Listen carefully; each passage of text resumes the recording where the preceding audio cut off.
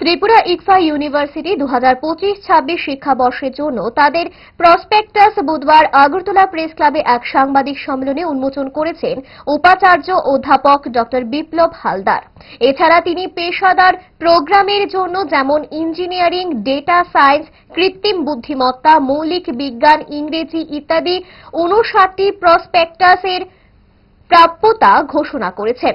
2025-26 শিক্ষাবর্ষের জন্য 7টি নতুন academic programme চালু করা হয়েছে।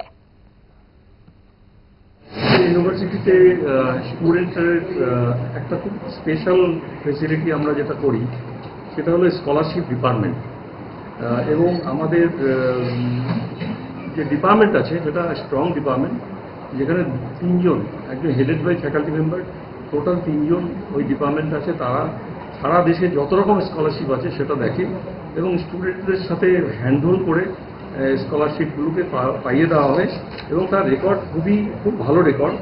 একটা হলো যে আমাদের প্রায় 2500 স্টুডেন্ট স্কলারশিপ পেয়েছে, তার টোটাল অ্যামাউন্ট হলো 12.5 crore, 12.5 লাস্ট ইয়ারে পেয়েছে।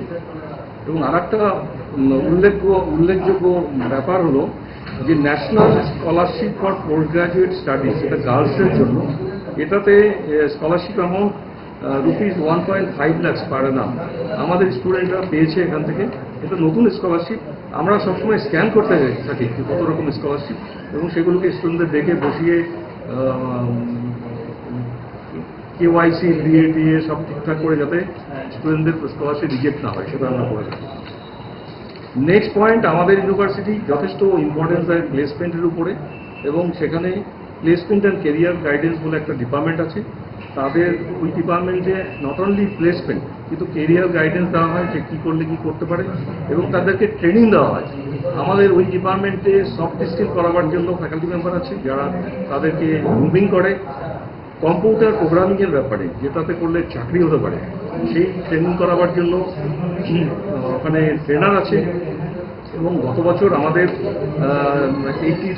অ্যারাউন্ড 84% প্লেসমেন্ট হয়েছে এবং ম্যাক্সিমাম প্যাকেজ হয়েছে 35 lakhs পার অ্যানাম।